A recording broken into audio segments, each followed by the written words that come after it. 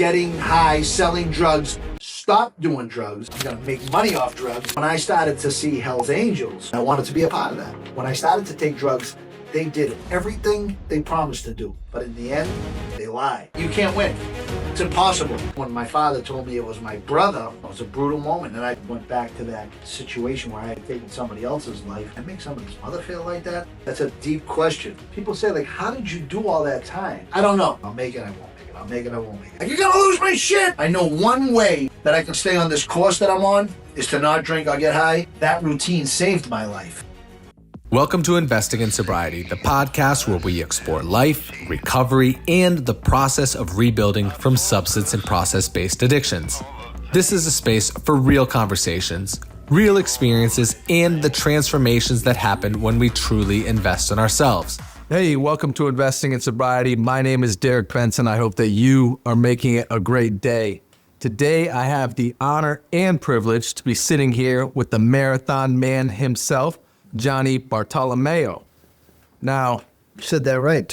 I just learned how to pronounce it last week. I'm doing good. Hey, they don't call him the marathon man because he runs 26.2 miles, although he's pretty damn fit, and I bet you he could. They call him the marathon man because he did 27 years straight in the federal penitentiary system. Now, that's just a piece of Johnny's story, and trust me, we are going to dissect it. But first and foremost, I want to give a special shout out to Santarpio's Pizza, located here in East Boston. They've been here for 120 years. They make a hell of a pie. Stop by if you have the opportunity. Johnny? Wow. Santarpio is this place near and dear to my heart. I'm saying, this is an iconic place in East Boston. And I'm 100% East Boston all the time. I love everything East Boston. Like, my friend Jermaine Wiggins, he used to get on TV, on national TV, and National Football League, and they used to say Jermaine Wiggins, East Boston. Kid went to Georgia, Marshall. He always talked about East Boston. And this epitomizes East Boston right here, Santarpio's. Shout out to Frankie Santarpio, my guy. It's funny you say that because last night I had stopped by here and I thought, man, if this place could tell stories, your mind would explode. Yeah. It's actually funny because I got to admit, I had talked to a couple guys and they knew who you were. And they talked a little about, the energy, the lifestyle, kind of what the vibe was throughout, the 70s, 80s, 90s, even till now, and how it's different. And, just kind of how the city was kind of divided, but one, right? How this area was divided, but one in East Boston. And so, I'm pumped to be here and dive into it, man. I know that you had two brothers, both older. You had your mom and dad. It sounds like a pretty standard East Boston middle-class upbringing. What was your experience here growing up? Like, how did this neighborhood shape you? I always talk about, coming to your consciousness as a person. So, about around 12, 13 years old, I was standing on Utah Street where I lived. I lived on the corner of Marion, Utah Street, about a 5-minute walk from here. And I said to myself that this is my neighborhood. I'm Johnny Bart. This is the way it always was. This is the way it's always going to be. I believe that as human beings, we make that mistake. We get caught in 1 second in time. When everything's changing all the time, the only thing that's constant is change. And I believe as human beings, especially me, I got caught up in that moment. And it was a pretty divisive neighborhood at the time because we had some things going on like busing. We were busing people from other neighborhoods into this neighborhood and busing kids from East Boston to other neighborhoods. And our parents were trying to, fight that, get East Boston kids to East Boston High School. And if you're in another neighborhood, you go to that high school. But, there was a court decision that it was a desegregation decision. So at that point in time, growing up in my neighborhood was, it was kind of a prideful moment. And people, took pride in being from their respective neighborhoods. Just like Charlestown, South Boston, we were all kind of caught up in that moment. So was East Boston actually kind of divided? Like you had certain streets, like these invisible lines, or what was the setup in that? Because when I talked with some people and I've looked at kind of the history of East Boston, you had Dominicans, you had labor unions, you had the Patricia family that was around here, you had the quintessential European, Italian background as well, which I know you have. What was kind of the divisions of the neighborhoods, or was it just kind of like East Boston was one? At that point in time when I grew up, I believe that East Boston was kind of unified at the time. Okay. So it's different now. The demographic has changed quite a bit. There was, a lot of Hispanics moving in East Boston, but I think at that point in time, that when that fussing was going on, I think that was kind of a marked time in our history in this city. And I think people were unified because of that. Okay. That makes complete sense. So like during your early childhood, I know that you had played sports, even a couple guys here said, oh yeah, I remember Johnny down at the rec center, in other podcasts, you've talked about playing hockey till a certain point. Did sports play an integral part in growing up, or did like all the boys play sports? I'm just envisioning as I walk out here on the streets, kids riding their bikes at the rec center, So when you say rec center, it's kind of a misnomer, but yes, it's kind of a term we use today, but we either went to the Humana, which was a community school down on Border Street, or the Salesians Boys Club. And that was right here, very close to here, so one street over on Paris Street, I believe. So those were kind of the rec centers, and everybody I know, we were all involved in sports. Basketball, football, we played all sports. And, my favorite sport was hockey. We used to stay out all hours of the night. Our parents used to have to come up and say, hey, come on, it's time to take a bath and eat. Definitely a whole different vibe. And when we rode bikes, when we were kids, we just put on a pair of shorts and rode our bike. We didn't put the helmet on. We didn't. Yeah. That's the craziest thing I see today is these people are like decked out in this whole suit. They got helmets. They got these, these spandex suits. I'm like, you're riding a bike, my man. It's a bike. You know what I mean? So, but yeah, that's one thing that has changed. That's kind of a little comical for me. But yeah, so the city was definitely alive. I'm saying we had any kind of sport that was to be played, we played it. And that's all we did as kids. And that's kind of how that's kind of how this city was unified by sports. And we had different paths, like Orient Heights, The Point. Those are two divergent communities. But, we're all friends. And then I came from Conner Marion and Utah Street. That was like Central Square, Day Square, so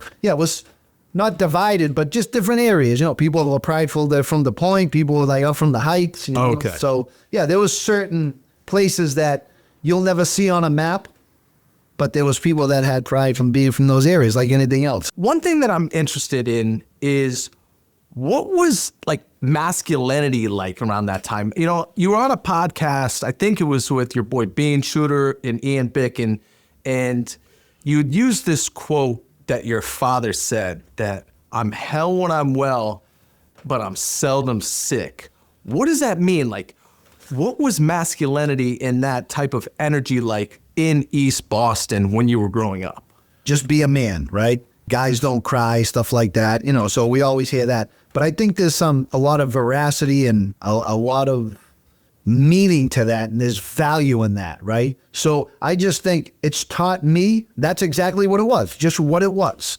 You were you never wanted to look like a coward in front of anybody. If anybody challenged you to a fight, you were fighting them. That was just the way of the city, right? But I believe when you have that kind of a philosophy and you hold that kind of constitution inside of you, it allows you to process things, okay? So you're like, hey, you know what? I'm going to figure this out. And I just believe that, of course, we're not going to, the first person that cuts us off in traffic, we're not going to jump out of a car and beat them up no more. I'm saying there's no future in that. We can't do that. Right. Obviously, that's just common sense. So you kind of want to, like they say, old school, choose your battles wisely. If you fought every fight, you would never live past 20 years old, and you probably wouldn't have your freedom much longer. So, but I just think those things, that kind of a philosophy that my father instilled in me that, kind of marked East Boston at the time, is that as an adult and as getting older, of course, we're children back then. So we had going through adolescence, going through puberty, you don't want to let nobody know you're a coward. You just want to fight all the time. And if anybody challenges you, want your respect. But I just think that's all kind of a facade growing up. But I believe that it helps you later on in life. And listen, we have our best friends. They're our psychologists, right? I talk to my friend Gio. If I have a problem, he's the voice of reason. I don't need to go to a specialist to talk about things like that. I don't confide in many people. I only confide in one, but it has saved my life up until this point. So, and I've got to this point dealing with a lot of hardship and having to have a lot of fortitude, mental fortitude, spiritual fortitude, and it's got me this far. It really resonates when you said that you have a good friend. I think that's really important in life. I think sometimes When I look at my circle of influence, right, I have my circle of control, which is like everything that I could focus within me, like mentally, physically, and spiritually. But then my circle of influence, who am I surrounding myself with? Growing up here in East Boston, you have friends during your formidable years, right? And sometimes those open windows to good opportunities and doing good things, and sometimes it might not be so positive, right? Growing up in a neighborhood where it's, don't be soft, are you gonna test me? You know, I remember listening to a podcast that you did at one point, and you talk about getting to high school, and someone tested you, and you backed down or something like that. 100%. And that didn't sit well. Like, that didn't sit well with you. That was an incident where I say the guy's name too, Robert Stone, right? Okay. So, and he has a friend of mine. He's a good kid. He's from East Boston.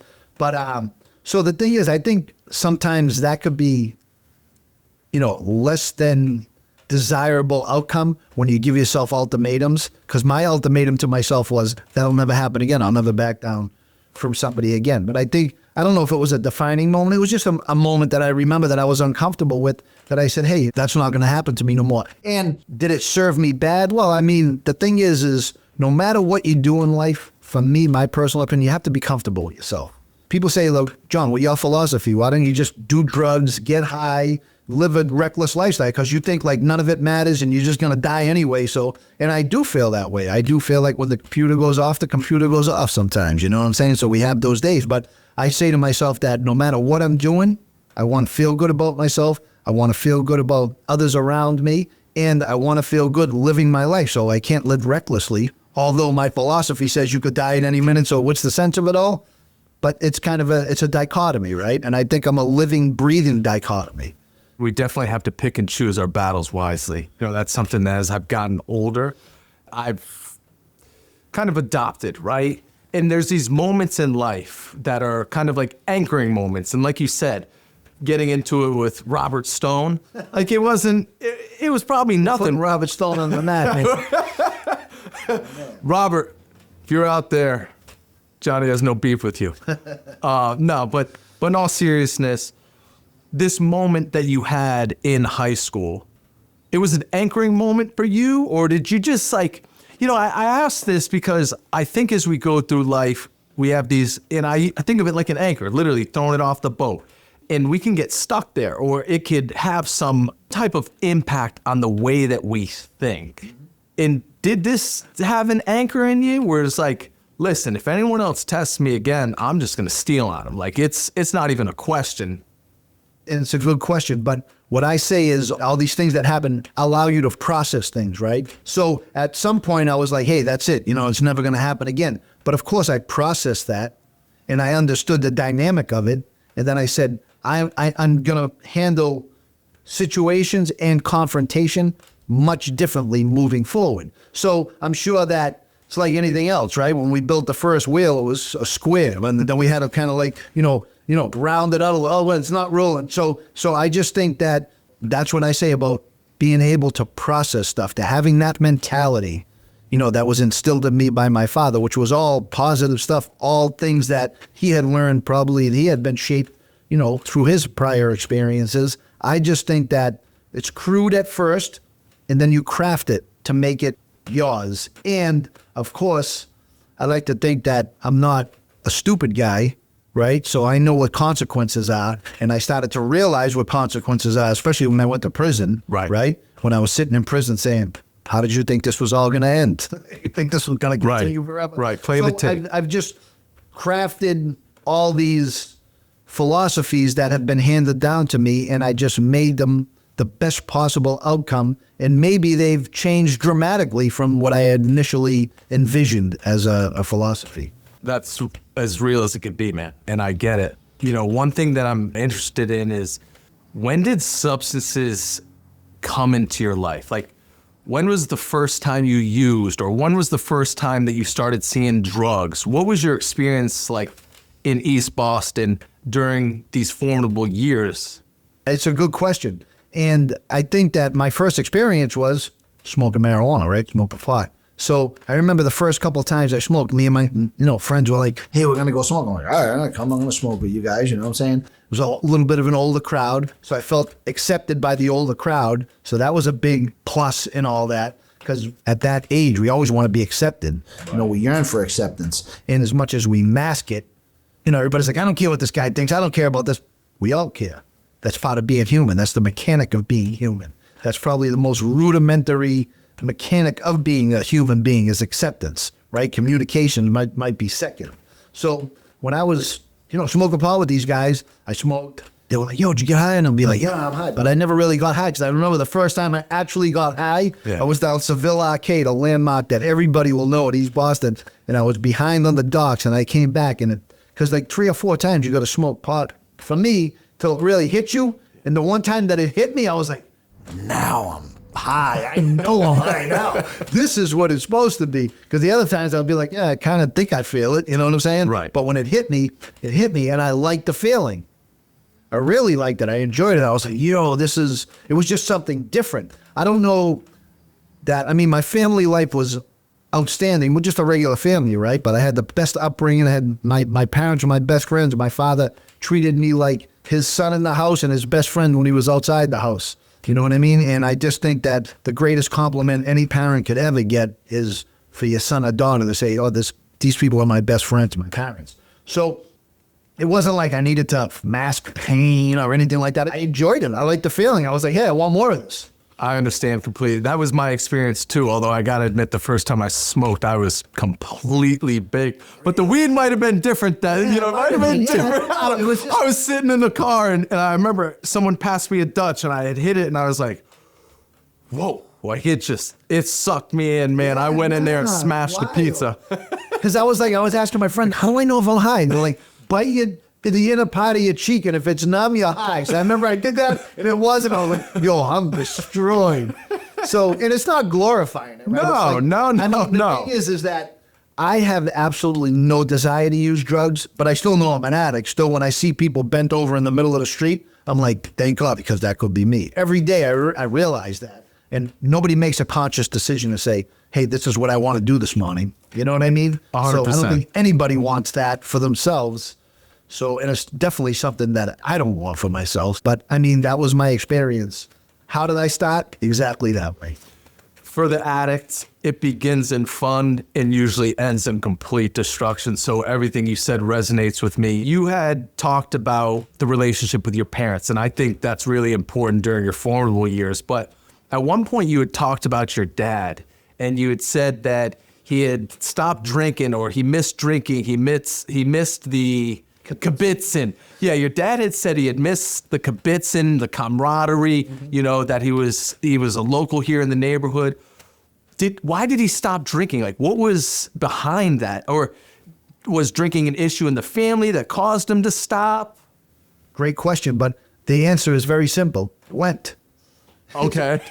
No, we're Catholic. It's like the Catholic. I think it's 40 days of Lent when you abstain from, like, meat was the thing. Don't eat meat. You can't eat meat. Like, I just think to me, the custom is crazy. But my father was a big believer. My father was like, hey, I'm not drinking for Lent. Okay. Well, my father probably felt to himself like, man, I got to take a break for a while. I'm sure he did. You know what I'm saying? I'm sure he drank. It's like, Lent's coming up in 2 weeks. I've never seen my father visibly falling down drunk. My father's dead, of course. But I've witnessed him, feeling good off alcohol, you know what I'm saying? But he was never mean. He was always a kid, I love you, you know what I'm saying? But I never seen my father falling down drunk. On my mother's side of the family, she has a lot of horror stories about, we have an uncle that died of an overdose, people that were addicted to drugs, people that were, struggled with alcoholism. So, and I'm not really too sure about my father's side of the family because we didn't really get too much into that. But my mother had explained about, issues that happened on, her side of the family. So once you had smoked weed, you kind of have this experience on the family side. What was your relationship with the weed after the first time you smoked, or just substances? Maybe it's weed and then drinking. What's the design of your substance use or abuse after you get introduced to it? No, and I just went straight, like in Valiums, Percocets, Angel Dust. I was the type of kid that said, just give me them. I'll tell you what they do. Even if you don't know, No, I was like, I always called myself like a garbage can junkie. Like. But I think junkie is a misnomer, but I just always used to say it. But, I was never struggled in so far where, I needed to rob people for money. You know what I'm saying? The worst I've ever done in my whole life is my mother had Percodans. She had her toenails removed, and I would go in and I'd grab one, and then one day I'd be like, oh man, I know one day she's gonna find out. You know what I'm saying? But I mean, not gonna happen. That things were expired, but that was the worst that I've ever done, was steal my mother's prescription that she didn't need anymore. In the middle of high school, I'm smoking pot. I'm starting to do drugs. I don't want to finish high school. Like, that's my mindset. I'm starting to sell pot. I'm starting to make money selling drugs. When you were using substances during this period, were you obsessed with them? Would you have considered yourself an okay? Yeah, no, I'm completely obsessed. Completely obsessed with, like, that. I'm fascinated by drugs. Now it's like, I'm reading articles about drugs, about, people addicted to drugs, Percocets, Percodans. Like, that's a big thing. And I'm looking at that on, like, the pain pills. People are addicted. Reading 6-part series on people addicted to heroin and Roxbury. Yeah, fascinated with drugs at the time. Okay, so then what's your transition from this to kind of the life you found yourself in? It sounds like maybe you liked the effect that substances produce, or loved the effect that substances produced on you. You're in high school, and you also kind of have this reputation of being a tough guy. What's that transition look like as you're getting toward the end of high school, as you're getting older, as you're exiting your teenage years? Yeah, I remember I was starting to get in trouble at school. I remember one time I got caught. I had brass knuckles in school. Not like I was looking to use them, but I just, I was like, I got brass knuckles, So just like some stupid high school kid thing. So, and I remember not wanting to finish school. And my mother and father were like, it's okay if you don't want to finish school. That's great. But you live here, and there's only one way to go through it. Let's get through it. There's no way around this. Right. You got to get through this. So I think my parents, thank God I had great parents. Shortly after, I really got clean off drugs. I started to work at Hula Hands with my brother Ronnie, who's dead now, that struggled a lot with drugs. It's where Sam Adams is right now. It's right there in Faneuil Hall. But there was a lot of drinking, a lot of drugs there. Then started to do cocaine, started to stay up, started to, get into the restaurant lifestyle, which is, go hand in hand with drugs and alcohol if you ever worked in a restaurant. Yep. So I was still like a wild little kid. That kind of made everybody fascinated with me. Like, oh, this is Ron's brother. Wow, he's crazy. But yeah, still, drinking, and started to progress into the drug use. Okay, so things are just escalating toward the end of high school, post-graduation, and then you find yourself in this situation where you're selling drugs? No, what's the design of life? You're working at the restaurant. Yep. You're selling drugs. Yep. You're using drugs, Right. And you find yourself in a motorcycle club, or kind of what's that transition look like? So that progression is a little later when I get into the club. But at the point you're talking about, I remember I hurt my back. So I fell down a flight of stairs at Hula Hands, and I sued. I was on workman's comp. I don't think I ever worked another day after that. So what I started to do was, the Percocets were big. I was getting pounds of weed. So, that started to escalate. In 1986, I actually got clean. Okay. So before I would even enter the motorcycle club world, I was already clean. And that was part of the pretense of me getting in the club, was that I won't use drugs. I stay clean. So I was selling perks, I was selling pot, and I was living in the basement of my mother and father's house. And, it was a nice little basement apartment on Barnes Ave in Orient Heights. In between all that time, my Uncle Bobby, everybody's going to know this from around here, he ran a nightclub, The Palace. It was the biggest nightclub complex on the North Shore. It had like about 13 clubs. Crazy, I don't know what the actual number was, but the Palace nightclub complex had a beach club, had a Western club, had a hip-hop club, all going at the same time. Okay. And I had like underage club. It had like, I forget the name of it, but 18. You had to be 18 to get in, 18 to 21. No drinking, but you can get in Rascals or some shit like that. And so I was going there every single night. And when I went there, I started, getting a closer relationship with my uncle, and he knew some guys that were in the club. The guys in the club used to have their party, like Halloween parties and, parties there, Valentine's Day parties at that club. So I started to see people there, and they were like, hey, you want to work security? And that's how the whole thing started. Okay. So to segue into getting high, selling drugs, stop doing drugs. My father took me in 1986, took me to Mount Pleasant and Lynn. I got straight, and I never looked back from there. But all my energies and my efforts turned from selling drugs and being a drug addict into I'm going to get clean, I'm going to make money off drugs, and I'm going to become like an arch criminal. I'm going to become like the top criminal there could be. Just crazy, fantastical concepts that I had in my own head. I'm not saying I was that guy, but this is what I was thinking. Right. I completely understand. That resonates with me. One of the things that I'm really interested to understand about you is when you were using substances, did it give you an alter ego?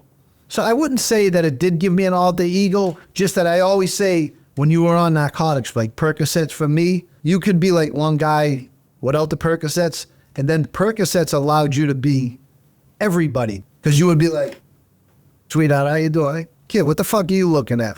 Who are you? What the? You know what I mean? You could be all that and be completely comfortable being that and saying that and feeling that way. Because I just think narcotics, they engineer that euphoric feeling. But back then, this was still with the insecurities of, early adulthood, right? And still like taking everything personal. I get it. Actually, last night when I had stopped by here, a guy came up to me and literally just asked me. He said, hey, who are you? And I had to step back because, there's from previous life or previous approaches, I'm like, who the fuck are you? Right, of course. But I knew it was from a place of respect and genuine curiosity, right? And I think I have to look at myself in the mirror and say, why would you have that response toward a guy that's just wondering, hey, who are you, right? That's self-reflection, and that's processing. That's what I say all the time about philosophies, and we process them and hone them and make them our own. Post-graduation from high school, there's this period of time where there's major shifts going on in Boston. And you have Bulger, who's working with the feds. You have the Patriarcha family, who seem to have a major influence on East Boston, but they kind of get RICO'd out. And is this kind of a shift for more drug dealing, less regulation on certain things, kind of a free-for-all for guys to come and do as they please, sell drugs, beat the fuck out of people? Is it kind of lawless once the feds come through here and sweep things? To be honest, 100% honesty in all of this, I've never noticed it because I was never really in tune. Like, nobody ever came to me when I was selling. I sold pot for my friends, and I gave them the money and they gave me the profit. You know what I'm saying? So, and I got arrested. They came and bailed me out. Of course, I never said who they were, and they were like, hey, thanks for not saying it. Of course, we're never going to do that. But so I don't really know who the influence. Maybe they were getting drugs from somebody that was, a little above them, involved in these organizations that you talk about. But for me, I have no knowledge of like any of these organizations that you talk about. Legitimately, not just saying that because it never touched me. So I never knew. I started to realize when I got in the club and I was driving around one day and they were showing me these articles about Whitey Bulger. And I was like, I don't even know who is this guy, And he's like, yeah, he's a big gangster. They're saying he's talking to the feds now. Don't surprise me. I'm saying that everybody talks. That's what they do. People talk to the feds. And at that point in time, to pure innocence, right? I never had a backdoor plan. I'll be like, they're going to come. If they arrest me, I'll go do the rest of my, other people had back doors. Other people had these plans that were like, oh, if they arrest me, I'll just do this, this, and this. So I just thought in my own warped mind that everybody was like me. And I think that's one of the biggest mistakes I make in life. Just because my mentality is my own mentality. I just thought everybody shared the same kind of crazy mentality that I had, this extreme mentality. But I've seen through the years that it's really not like that. And, and when I say that I'm no longer in the club for any other reason, then my heart's just not in it no more. That's why. I get it. And I understand. And everything you've said really resonates me. The only reason I even asked that is I wanted to kind of shape what East Boston looked like as you're going into this motorcycle club, right? Because maybe there's more opportunities for more business, let's say. The answer I always give is basically a standard answer for that is I was in a neighborhood where a lot of people talked about the mob, and, talked about organized crime. I've always had a lot of respect for it because of a lot of people that were respectful people talked to me about it.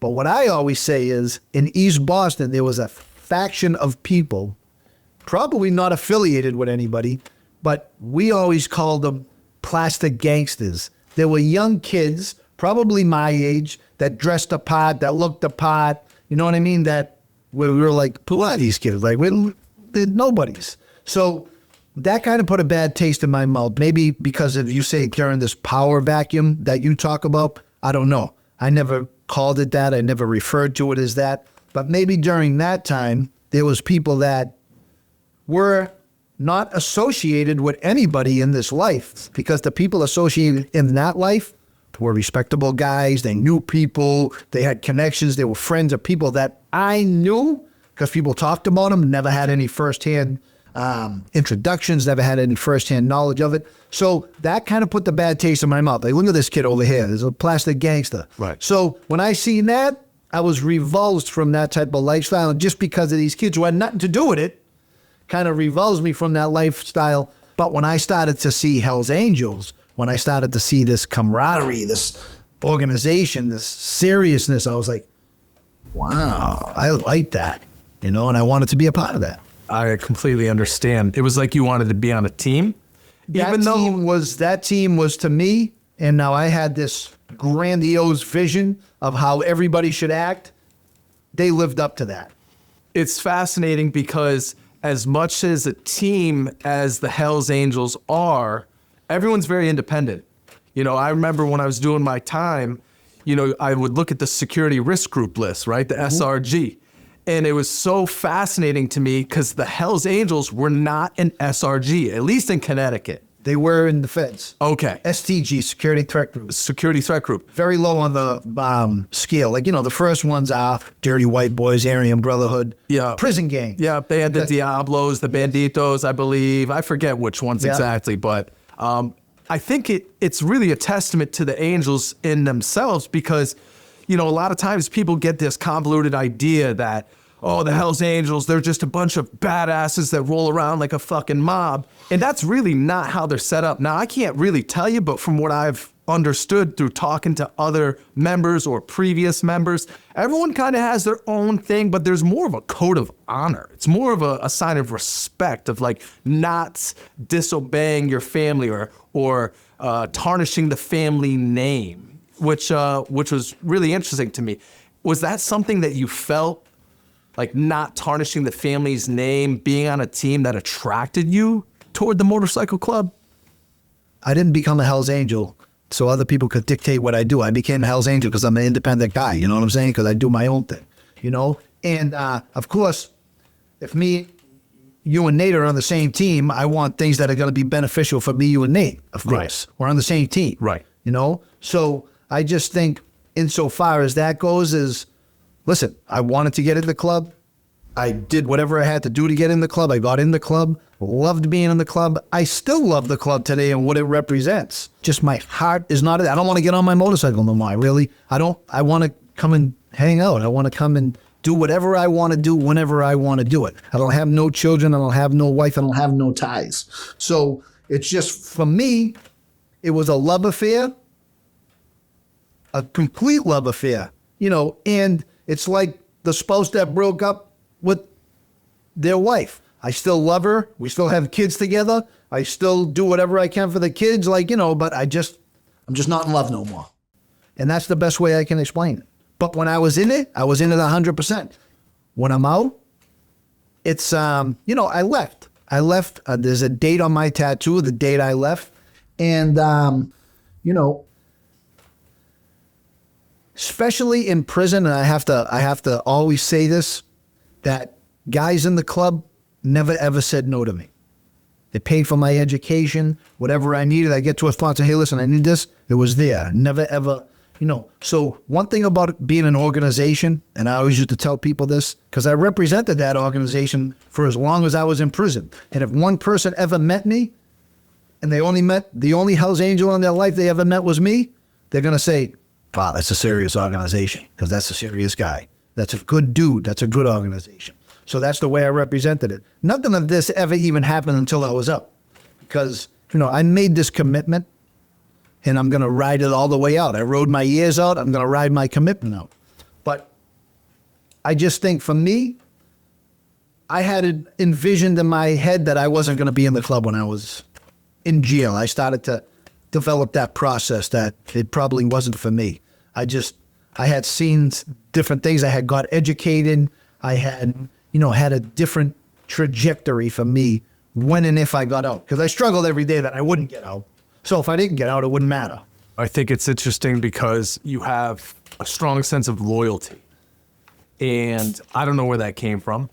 And some might criticize you and say, well, he wasn't loyal to his family, or, he was loyal to his self-interest in a motorcycle club compared to the people that really mattered. If someone were to say that and you reflect back on all this growth that you've had, where did your loyalties lie at that time? I think that I parlayed my loyalties with people that I didn't know, right? At the cost of people that I loved and supported me and did everything for me. So if I could go back and do it all over again, you know what I would do? The same thing, because everybody's path is different. I'm exactly where I'm supposed to be. This is my life's path. Everybody's journey is different, And I believe that only conscious decision I make every day is I, number one, my reputation means more to me than anything. You know what I mean? Because I worked on it for my whole life. And I just have to be partial to, my father's philosophy. And, I have to be loyal to myself. I have to feel good about every decision that I make. And I have to, be the person that I've always been at my very core, but I can change a lot of those things around the core. Do you feel like substances helped you change who you were? Or let's say this, you're in the motorcycle club, you're not using substances, but you're a pretty violent guy. And selling drugs. Did violence produce a similar effect to substances for you? So I never really got up every morning and said, I want to be a violent person. I just think that every solution that I thought of in my mind because of who I was and who I had become was that the end of everything is I could come talk to you and be like, hey, bro, check this out. This is the way it's going to. And then if that didn't work, then I'm going to hit you in the head with something. I'm going to punch you in the face, or I'm going to stab you, or that was the end of the trail all the time. We always had that in the back pocket. You know what I'm saying? The new life is, okay, that's not in the back pocket no more. So how do we resolve this conflict? When you're in the motorcycle club, you become known as a pretty aggressive guy, violent according to your paperwork. What was violence to you? What effect did the actual act of beating the shit out of someone provide on you? I mean, violence always has a cathartic effect, right? Because it's very short term so I just juxtapose it to my life today. When somebody gives me a negative comment, right? On Instagram, TikTok, whatever, I sometimes don't even really respond. I'll just respond with something sarcastic, because I'm not going to engage with somebody that can say anything they want to me and actually win an argument. Violence is the ultimate arbiter, right? Because if you beat somebody up, they can't, and you're standing over them saying, okay, what's up? What? Right? So that's the best way to win any argument, is to stand over somebody and be like, all right, now what? Right? You won the argument. You can't lose. You're a winner, right? But if somebody you want to trade, hey, whatever expletive you want to say, or you're this and you're that, your mother's this, all right, buddy, yeah, all right, yeah, you too, your mother, you know what I mean? You can't win. It's impossible. And the other guy might even look like he has the upper hand in the argument. Right. So violence to me was, it is the ultimate arbiter. Now what? You're going to either get me my money, or I'm going to come back and do this to you again. Or you're either going to see things my way, because this is how this all started. I asked you who you were, and you don't. Now, who are you? All right? Now you're nobody. So we already answered that question. And then they're like, I'm sorry. Right? Or like, I'm coming back with my friends. Okay. Fuck you. And if you got any friends, fuck them too. Now, what do you want to do? So it's the ultimate arbiter. So it gave you a feeling that I won that argument. I get it. And at that point in time, that was the key to living. You had to win. If you lost once, what worth did you have? Right, right. And when you're acting out in this way, though, one might argue that you weren't emotionally sober. So you weren't using any substances during this time period. Right. But you definitely were not like emotionally sober because you're acting up. No, I was abstaining from drugs and alcohol. And I just wouldn't use drugs and alcohol on, like, that's who I am type of thing. So the emotional sobriety, if you want to call it that, I've never called it that. If you want to call it, comes with, again, the philosophies that were instilled in us, processing them and honing them to our own style. At that point in time, I wasn't that developed. The record wasn't that developed at that time. That was what it was. So I've developed that over the years, and I think, and I always say this, the key to everything is education. And it sounds so cliche, but that's what allows you and gives you the ability to form and shape a philosophy in a very intelligent way, in an emotionally intelligent way. It makes sense.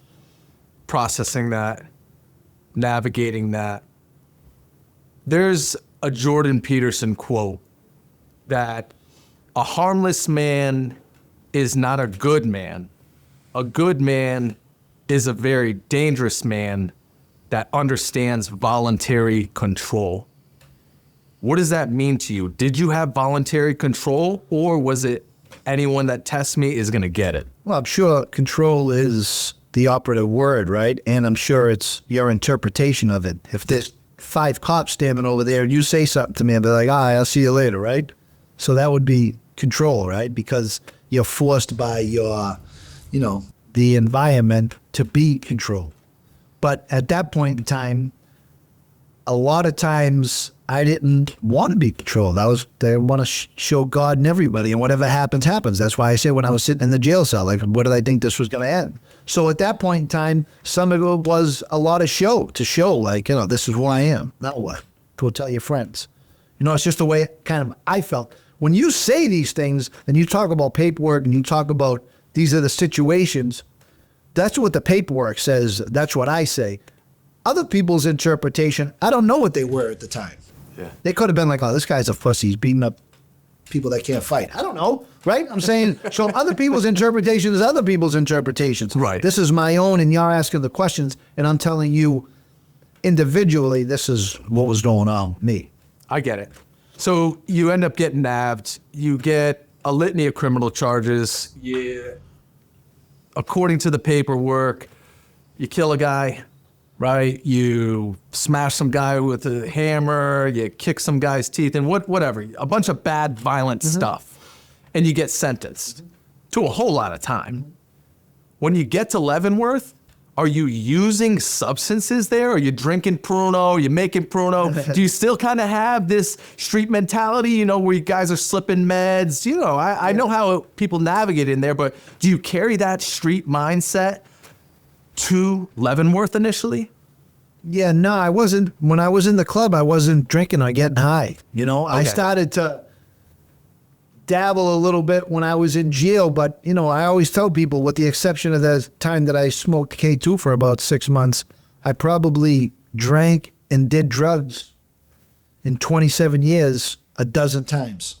When you mention drugs, I always say to people that number one is, when I started to take drugs, they did everything they promised to do, 100%, but in the end, they lie. You know what I mean? And especially like you were talking about an instance, a little stretch there when I was in prison smoking K2. That's like the insidious of this if you want to call it a disease or this condition that we have when people start using drugs, is somebody said, oh, it's not going to show up in your urine, right? Who cares? I don't care if it's going to show up in my urine or not. I don't do drugs, right? That's the logical thing. But then I was like, I'll try this. But that's the insidiousness of this, right? That's how you know that you have to be grateful every day when you see somebody high and be like, I'm just grateful it's not me, because I'm one decision saying, hey, you know, it's not going to show up in my urine. That's how I started smoking K2. Somebody told me it wasn't going to show up in my urine. I said, wow, that's pretty cool. Let me try it. And then I went on this run for 6 months because now they will tell you, people in Danbury, Connecticut that were in prison with me will tell me that there's a guy that learned how to speak Spanish smoking K2. And that was me, because I said, I used to focus. I put the headphones on.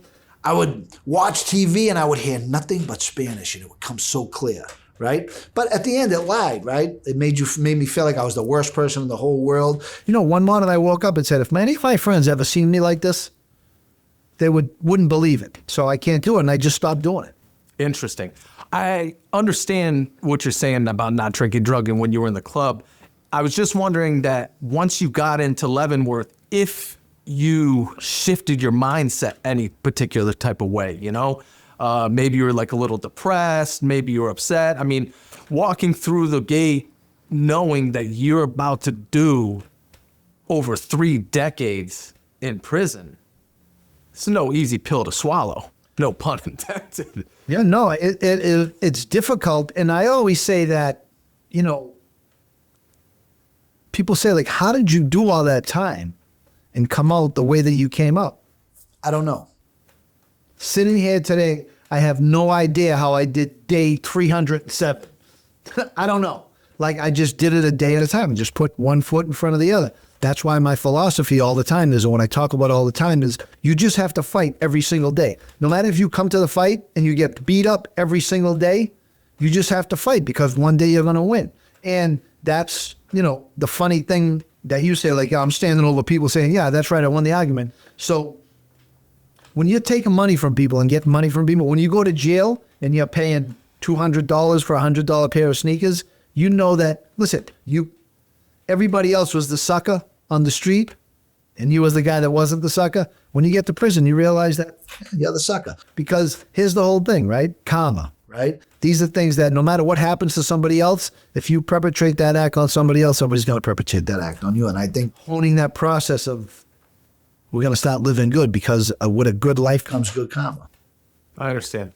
When you were doing your time in Leavenworth, from what I've understood, was a different animal back when you initially went there than it is now. I've talked to some guys and they said there was a good motorcycle club presence there at Leavenworth during that time period. Was it easy for you to like integrate and adopt the prison lifestyle? Yeah, so I just think it's discipline and routine. So I got brought up around a couple of guys that were like stellar convicts. Steve Kessler. He was like, the epitome of a convict. Everybody looked up to him. Everybody thought of him as like, the craziest guy in the jail, the most powerful guy in the jail. And that was one of my best friends. As for other motorcycle clubs, yeah, there was like Outlaws. I was with RV. I was with Spike, Invaders. So there was a lot of different people. You come from one mindset where that's the enemy, and then you go to prison and everybody's friends. So it was another dichotomy that I had to kind of dissect and say, wait a minute. We're killing each other to come to prison, and then when we get to prison, we're all friends. This is interesting. So, another thing that you have to process. That's interesting. Was the divisions in Leavenworth or the other facilities that you ended up going to, was it more race-based? Racial, okay. Always. And so, for instance, like one thing that I had noticed, like the black guys typically hang out with the black dudes. You got the whites, you got the Puerto Ricans and the Latinos. Then you have the Muslims, which, at least where I was, were their own kind of group. I always played sports and like gambled. And so I kind of jumped amongst people, but I don't understand kind of what's the dynamic in the feds. So just as you said it was, but I'm saying we all engage in different activities. Like we play cards, right? So we gamble. So, and just because if a fight broke out, the blacks were on one side and the whites were on the other side, didn't mean that after the situation was, tended to, and they crack the doors again, we don't come out and say, hey, what's up? Like, you know what I'm saying? It's just life, right? Okay. This is what we do. Saying we act as, as nature tells us to act, right? When you see something, when you walk into a chow hall in federal prison, what I couldn't understand is how some people didn't see this. There's a bunch of black people sitting in one section, and there was a bunch of white people sitting in another section. So when you got your tray, if it was day one, I don't know why you would go into a situation and put your tray on a table where your people weren't. But saying, obviously, if you can't be, listen, we want to be blind to race in one way, right? But when it comes to being in a federal penitentiary, you go sit with the white guys if you're white, you sit with the black guys if you're black. And then those people will take care of you and be like, yo, my man, you got your paperwork? Where you from? You from Detroit? Yeah, Detroit people don't sit over here, they sit over here. Or like, where you from? Yeah, you from Minnesota? Yeah, my man, this is the Boston table. Yeah, you're good, your paperwork's good, I'm going to bring you over to the Minnesota guys, right? So that's how the natural order of things work there. And if you couldn't see that, I don't know. That I seen it. You know what I'm saying? I had, the pure blessing of knowing many people in many different institutions. So I never had that problem. They'd be like, when I got off the bus, yo, we got a table in the back, gonna sit with us, right? So, but people don't have that. I don't know how that goes. Every place is different, so I was just wondering kind of like what the design of that looks like. Yeah, in the penitentiaries, it was race-based. Yep. And then when you move down to the lower securities, it was based upon geography. Okay. So even when I was in FCI Fairton, there was a huge Boston car there. Black, white, Spanish, we all stuck together. We were Boston. But in the penitentiary, it was race-based. While you were incarcerated, you lost your brother, Ronnie. And I was listening to a podcast. I think you did it with Ian Bick. You were talking about the process of losing your brother, Ronnie. What was that like for you, losing your brother while you were incarcerated? And what was the feeling that you had when you hung up that phone? Oh, it was brutal. I mean, when I hung up the phone with my father, I tell the story, I just got the gambling lines from my father. Went outside to take a walk around the track. It was a Sunday morning.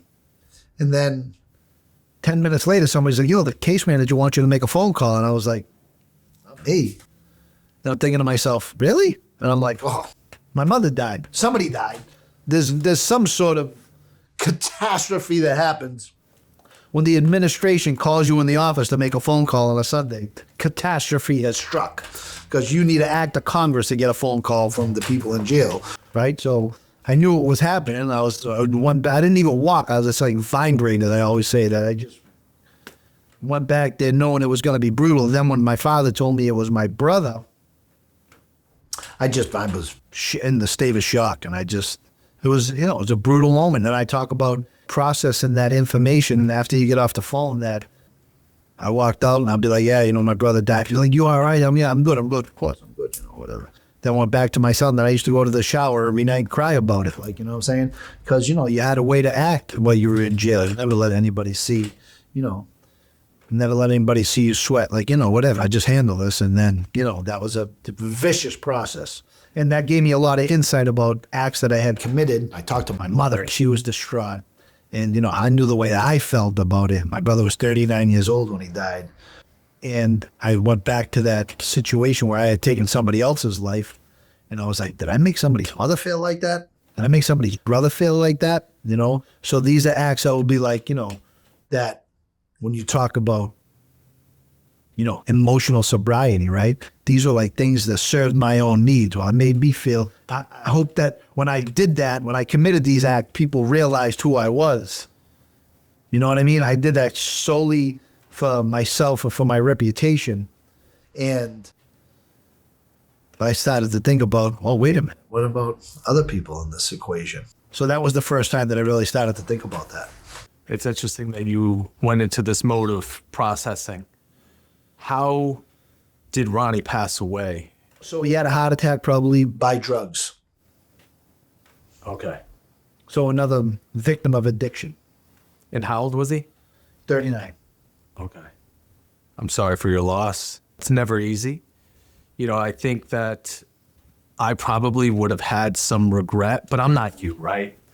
But if I was incarcerated for a long period of time and I lost my brother, I'd be really upset. Really, because of the missed opportunity. I think that's probably the most difficult thing about any period of time, but particularly the amount of time that you did, is you don't get that time back. And I don't know if Ronnie had children or kind of what the design of family life is, but like Uncle Johnny wasn't there. Uncle Johnny wasn't present, you know. And as you process all those thoughts, feelings, and emotions, I don't want to put words in your mouth, but did you kind of feel like helpless or hopeless, or what were you feeling when you were crying in the shower? Just, just empty. It was just like, there's no way to remedy this situation, right? You always talk about how did you feel when you perpetrated violence against people? You just felt like, hey, it's the immediate response and there's an immediate solution, right? So you're used to this instant gratification with drugs and violence, saying, hey, this is the result I wanted. It took me 5 minutes. What's up? What do you got to say now, right? So now there is no solution. Now it's just sit with this for protracted amounts of time and deal with that. So there is no solution to it. It's a life-altering event that still affects me today. I understand. You talk about emotions, or we talk about emotional sobriety. Now, on the flip side, you were married while you were in prison twice, I believe. What were the emotions surrounding that dynamic? Like, how did you guys meet? How did you fall in love? How did you decide to get married while you were incarcerated? Right. So, and I always say that, when I met Natalie, right? So Natalie was my wife. I married her twice, divorced her twice. It's common knowledge. It's all over Instagram. I did a couple of reels on it. I did an episode on my YouTube channel about it. But I always say that I didn't even realize I was even in jail. But, just doing my bid, whatever, you know what I'm saying? I mean, when we talk about, the processes, right? We're saying that, hey, this is but at the very core of it, when we're talking about it and we're summarizing it, I was just doing my bit, right? I was in a routine. I was doing my bit. And something I've done for a long time. And then along came Natalie, right? And then my whole life stopped. And I was like, I want to be with this girl, right? But, Jesus, I got 25 years left. What the hell? I just did 9 years in prison. I still got 25 years left. I just meet this girl. She's amazing. She's a knockout. How'd you guys meet? You said along comes this girl. So she started to write me because this guy, Rick, that was supported me for a very long time in prison, he built this website for me when websites were big and just starting to come out. And it talked about my whole case, had my whole sentencing transcripts on there, had pictures of me on there, and is this like a dating site for guys, or what's? It's just a website that my friend built for me, and this wasn't a page on a website. This was a total website. I got you. And so my name is Johnny Bart, and Natalie was married to a guy named Johnny, and her boyfriend, who ironically was in another motorcycle club, is named Bart. So she seen this and she was like, wow, and then I had got a 35-year sentence. She was reading, and the boyfriend that she was living with at the time, a guy named Brian, who I'm very close with, I was in Leavenworth with, who unbeknownst to me was going out with her when he got arrested, got a 35-year sentence too. So all these kind of common denominators made her reach out to me. And I remember the first time I got a letter from her with some pictures, this guy Sarge, who was a Marine, we were in Lee County Penitentiary, and I used to hang out with him, black guy, and shoot the shit with him all the time. We had a relationship. We used to bust each other's balls. We used to talk. He's a great guy, great kid. And he got in trouble for taking keys of coke when he was transporting prisoners. And they never, he'd just take a key of coke when he was transporting, military prisoners on regular air flights and regular airlines. He ended up getting caught, whatever. So that's how we were together. And I remember opening up this letter. He goes, what is it? I go, bro, I don't know. I got pictures. He goes, let me see it. So, we all talk about him. Right. And I was like, look at this. And he was like, who the hell is that girl? I'm like, I have no idea. So I remember he was saying, we're not worthy. We're not worthy. That's a badge of honor. Beautiful girl, really, come on, you don't know who she is? Right. Bro, I have no idea. I don't even know that. I hope I didn't rip the return address. I got to write this girl back. So that's how I met her, the first letter I got. And then a couple of days later, you check, at the time, there wasn't computers. She had sent me $100. And I remember getting $100 because you get the receipt at mail call, but you don't know who sent it. So I was told the kid, like, hey, these are my numbers. Go over there and check when you're at work. See who sent them. And then he said it meant Natalie's maiden name. And I was like, oh, shit, the brat sent me $100. So I was like, wow, all right. So I started to call. I started to talk to her. I put a number on the list. And the rest, as they say, is history. She came up.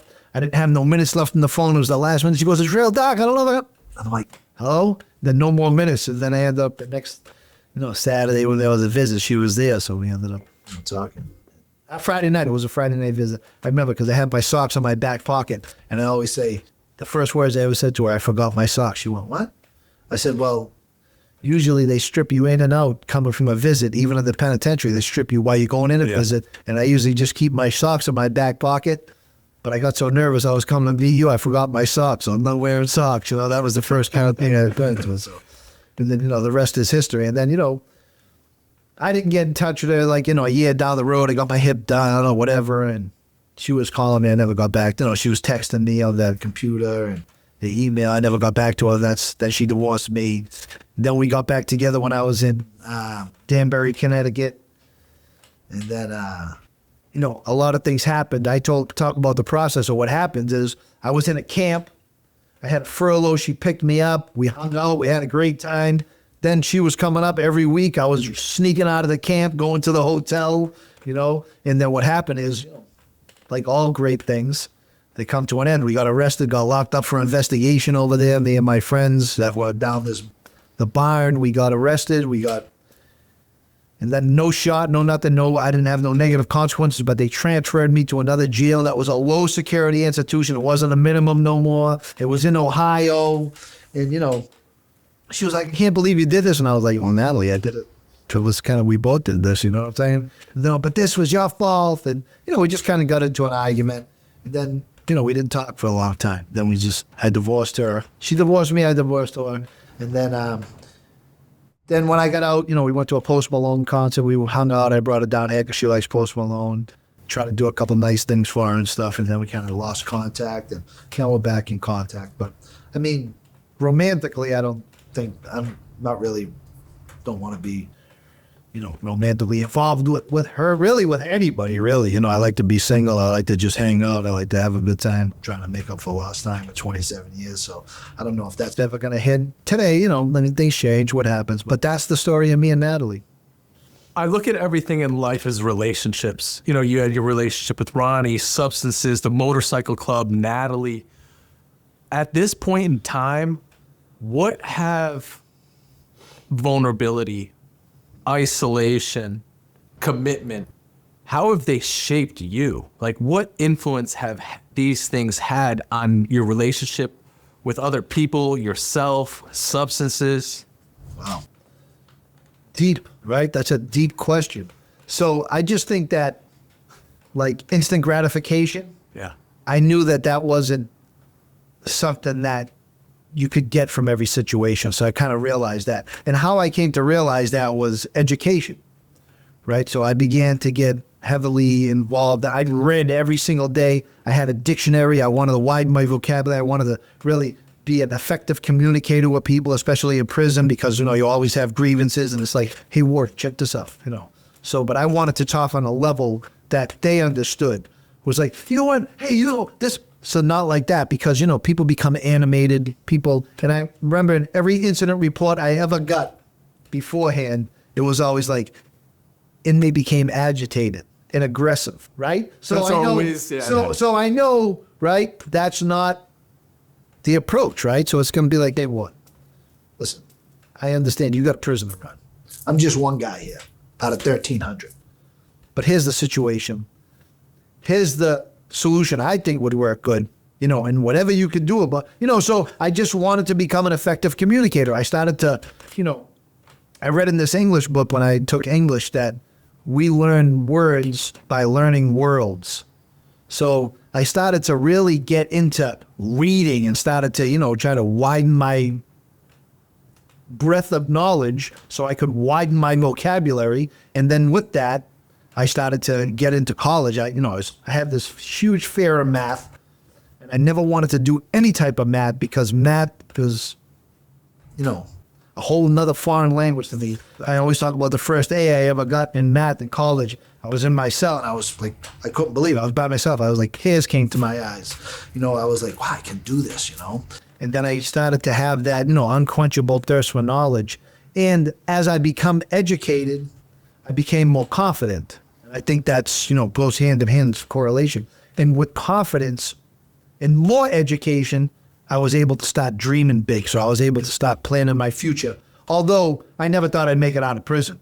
That's just a whole nother story for another day. I used to fight with myself. I'll make it, I won't make it. I'll make it, I won't make it. But I really started to concentrate on my education and trying to, you hit the key word, was relationships. Build relationships with people. Not just outside, but inside prison, with administrators, with other inmates, you know, and not based on information, not based on giving people information with administration. It never came to me that way, because I think the administration knows who's who. And a lot of the impetuses for conversations I've had with administration is, you know, you don't cooperate. And, you know, SIS sent me this memorandum about you that you shouldn't be in a minimum. So, but I began to build relationships with people, and I began to be like, hey, you know what? We get more with honey than we do with vinegar. Obviously, if I put myself in this guy's shoes and I know he's working an 8-hour shift and he's here dealing with 90% of the people that ask stupid questions, I'm not going to ask those stupid questions. I'll be like, hey, boss, check this out. I'm the head orderly. You need your office clean tonight? What's up? You need anything? If you need anything, holler for me. You know, and with that relationship fostered, they were like, hey, Bart, come to the office. Hey, Bart, listen, I'm not trying to do anything tonight. Tell these guys, don't be knuckleheads tonight. They're coming down from the camp. They're going to shake down. Okay, listen, boss, I got you. Come to everybody. Yo, put your phones away. Yo, they're coming up. They're coming up from the camp. Put your phones away. Don't throw them out the window.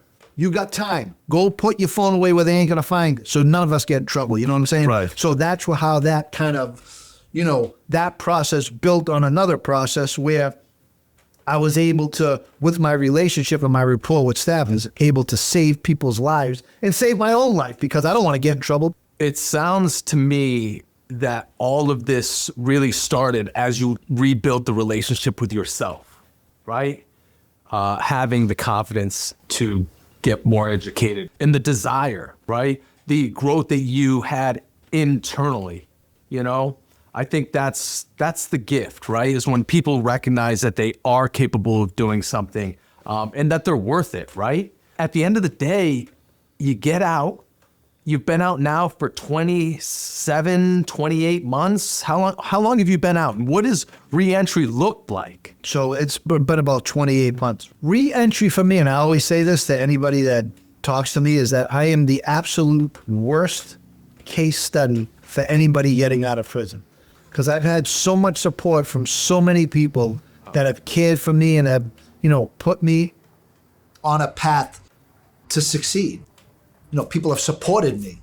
People have, you know, bought my clothing line with my signature on it. I actually made a year's pay from that my first year. I survived solely on people buying clothing from me, you know, and that's how I'm living this year. People, you know, gave me money, gave me, you know, a place to live at a very low rate to live there. You know, people gave me money to put down as a down payment on my car and have a very small monthly payment. So I think low overhead has saved my life. But people did that for me. Friends, people that cared for me. And I think that, you know, re-entry for me was, and I always said what it would be, seamless.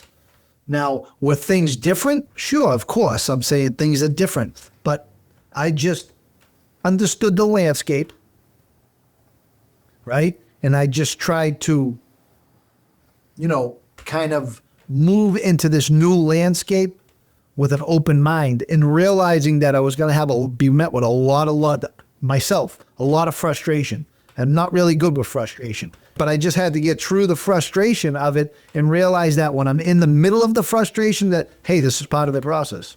Relax, get through the frustration. Because the greatest example for me is, listen, you got through a 10,000 day process one day at a time. You can get through this 20-minute process, and you know what? It's going to end. There's going to be a conclusion. You're going to go to sleep tonight. You're going to wake up in the morning. You're going to do it all over again. You know, you're just going to, there's nothing that's going to last forever. Just get through this frustration. What made you get into the recovery space? Like, what called you toward the recovery space? Just, again, people giving me opportunity. So my friend Matty Powers from Power Recovery in Revere, Massachusetts, he allowed me to come into a place that he owned and share my story.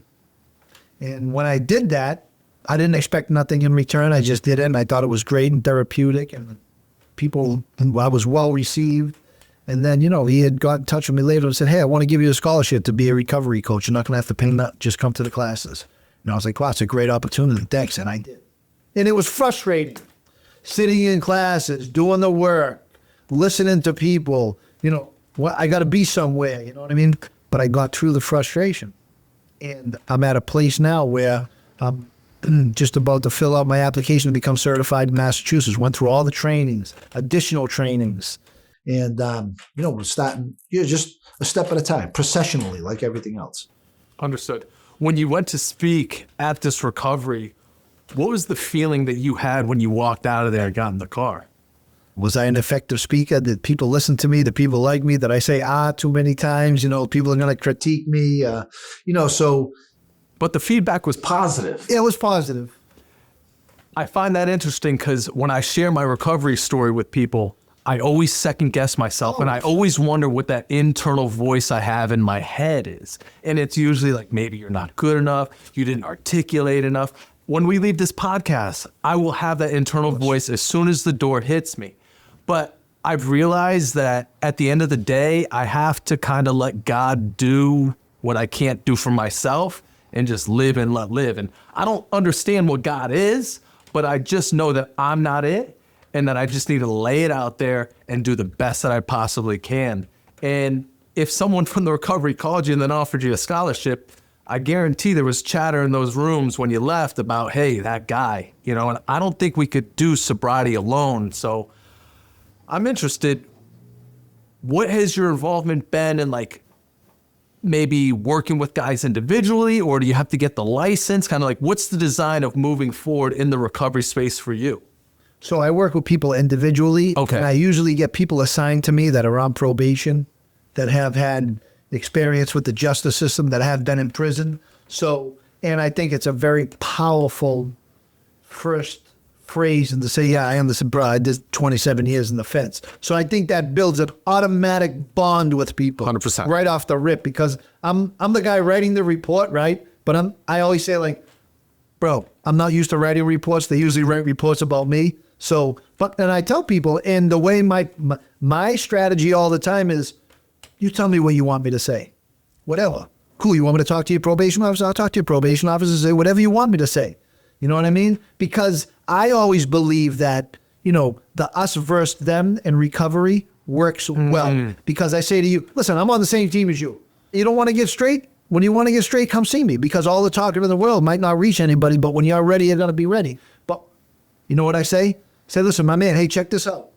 I'm just shooting you a quick text because if you don't get in touch with me, I'm going to say that I wasn't able to get in touch with you. I don't want to have to tell anybody I couldn't get in touch with you. So in other words, when they get back to me, I realize they're not in detox. They're not in prison. You know what I mean? And then if they have something to say, they'll be like, hey, you know what? This is so difficult. I'll be like, yo, give me a call, my man. What's up? Boom. I've initiated contact with you by telling you that I'm not the enemy. I'm your friend. But in reality, I'm the guy writing the report. But I'm never going to say anything to harm anybody, ever. And I always do try to do things because I know how, when I write something about somebody, like, hey, this person's going to meetings, it's positive, it's reaching his goals. I always want, when I write something, I would want the way I would want you to write it about me. So I take that into consideration. I think that's good. How do you actively manage not using substances today? Because you've clearly seen the warning signs, you're working in the space, but also you have your own process as a man. How do you navigate that? So when I walk by a liquor store, a lot of times I'll be like, I can walk right in there and get whatever I want. They're not even going to card me. I'm not even going to get carded anymore. You know what I mean? I can do whatever I want. I just take the bottle home. But I'm saying, so right there is the biggest warning sign, right? I know one thing's for sure is, people say, hey, never had a drink when you get out of prison. Why don't you drink? You don't want to have it. I almost had fist fights with people that I wouldn't have a drink with them when I first got out. They were like, nah, man, you're going to have a drink with me. I'd be like, bro, I don't drink. You know what I'm saying? I had to, like, somebody had to come over and intervene and be like, yo, bro, that's my man. Like, you know, oh, all right. Like, oh, I'm sorry, I apologize. They like wanted to fight. Like, man, you don't have a drink with me. There's going to be a fight in this bar right now. Because you got to deal with people that are under the influence of alcohol. I have to deal with people that were me as a kid. That would have I would have never took no for an answer. I would have thought you was a punk.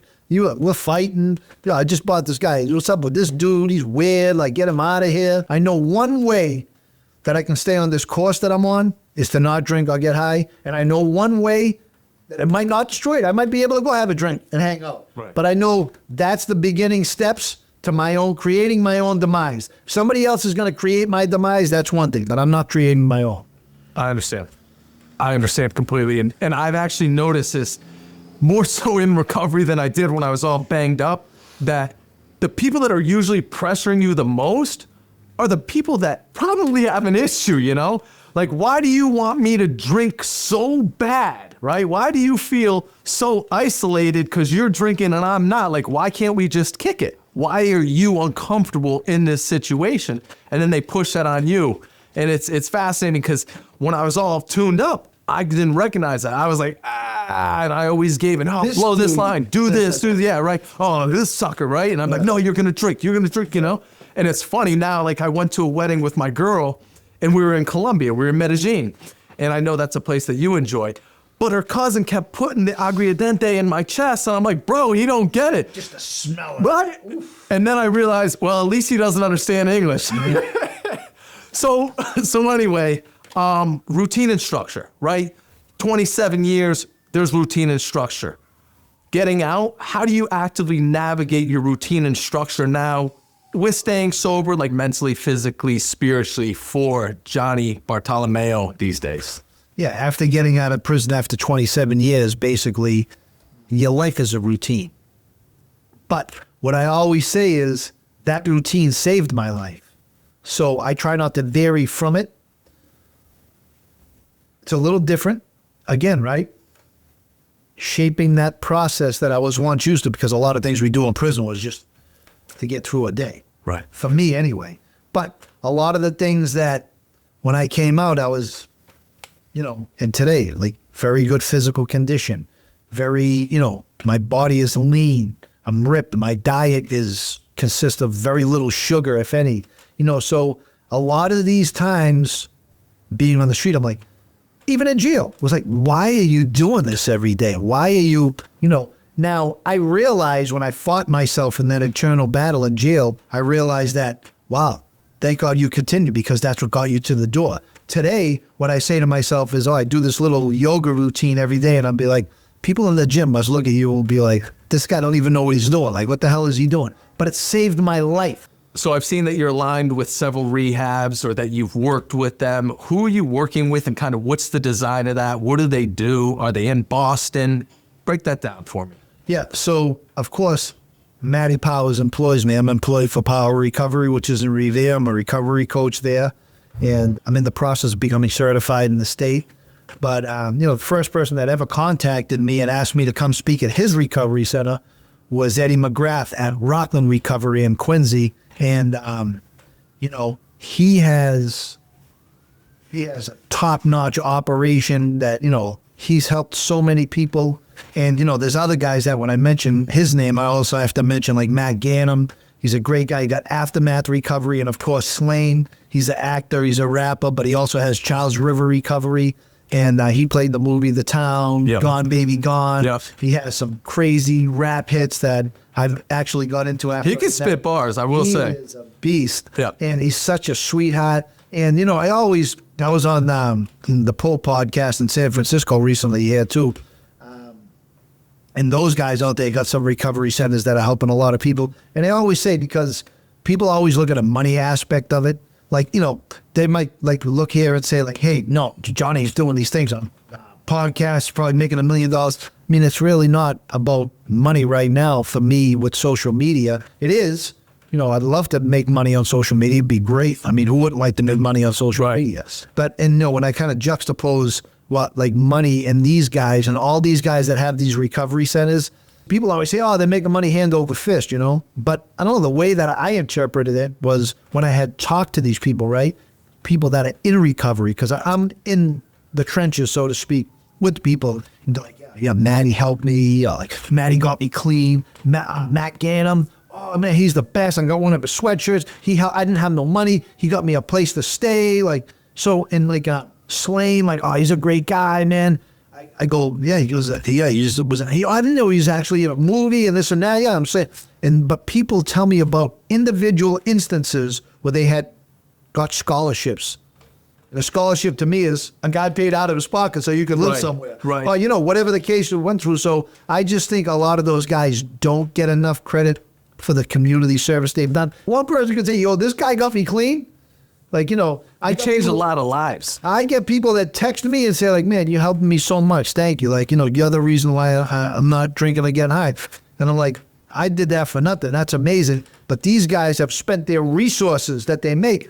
And listen, we have to keep the lights on. We have to have a business, right? I always look at the other side of these recovery centers, and I see people that are, you know, helping people and, you know, giving back freely. Right. I like to get money. I don't like to spend it. Right. Sometimes it puts you in debt. But you've talked about humility as a currency. And you were the first person that I've ever heard say that. I love the concept of humility as a currency because you can deposit that in your own like mental, physical, spiritual bank account, you know, inside of here, right? And it's interesting because you're giving back, but in turn you receive. And I think that's the beautiful thing about recovery, the 12-step community, whatever recovery sphere you're in. At the end of the day, you need the help and support of others. That camaraderie, that circle of influence, that's huge, you know? And I think as you work with guys, you have a lot of wisdom, strength, experience, knowledge, and you're a real one. For me, sitting down with you today, other than like the whole podcast, all the lights, studio, I'm telling you, as a real dude, one guy to another, that's the realest shit that you can do for someone, and you're changing their lives. You know, if you were looking at a pre-prison Johnny, or let's say it's a woman that's headed down a path of criminal activity, maybe selling or using drugs, all the bad stuff that you were doing at that time, what's one piece of advice that you would give to someone that was on the same trajectory as you? You don't have to hit your absolute bottom. Today could be your bottom. You know what I mean? There's no awards for lower bottoms. You can walk out of the casino, right? Losing the $200 you had in your left pocket. You still got $300. You could do whatever you need to do. You still got money in your back pocket, and you still got your house. Or you could lose every single thing that you have in your life and have to rebuild from the bottom. What would you choose if you were a gambler? I lost the $300. I'm gone. I'll see you later. That's all I can lose today. Right. I still got $1,300 in my pocket. I can still go feed my family. I still have my house. That's it. I'm done with it. Or you can lose everything. What would you choose? Of course you'd choose. If I could walk out of that casino, no, I'm only going to lose $300, I would take that. Every degenerate gambler in the whole world is going to take that. And another correlation with gambling, what I could tell you is the most degenerate gambler in the whole world, I always use the correlation with gambling because people can get it. At one point, the attraction for gambling is he had that day. You know, that day when everything happens that you think, yo, this is too easy. Right. This is too easy. I'll never lose, right? But the opposite side of this coin is that if you hang on, if you're in your worst day right now, you're going to have that day where everything comes in and it looks too easy. If you hang on long enough, you're going to have that day. So you have to keep fighting. Right. Absolutely. The odds aren't in your favor as long as you're in the mud, right? And the only way to truly get away from it is to separate yourself completely. You know, abstinence is huge. You know, I think at the end of the day, most people that find themselves in addiction, if not everyone, never sees themselves at rock bottom, right? And I always kind of joke around and say, you know, we talk about bottoms, right? Oh, this bottom to that bottom, or that guy had it really bad. You know, the bottom is down there. It's 6 feet deep. That's the bottom. And that's where addiction will take you, right? So Why guys might be doing this proverbial dick measuring on how bad it got. At the end of the day, it doesn't matter. I wish, for instance, I had opportunities to recognize where my addiction was taking me, but I didn't. And probably like yourself, if you were to give advice to someone that was on your trajectory, you probably wouldn't listen. Right, You exactly. probably wouldn't listen. You'd be like, all right, buddy, fuck you. 100%. But at the end of the day, the obstacle in the path becomes the path, right? And within every obstacle, there's an opportunity to improve our condition. And I think that it's awesome that you have that experience and you share that, and that you have that recognition about yourself, because it's not canned, it's not phony, it's real, it's real talk. Johnny Bartolomeo, thank you for sitting down with us. I genuinely appreciate your time, your energy. You're a real one. For those of you that want to grab some of the swag, 27 straight, check out my man Johnny Bartolomeo's line on Instagram. We're going to put the links. Click subscribe. Stay tuned. We have another episode coming at you shortly. Thank you for your time. Thank you for your energy. Invest in your sobriety and make it a great day.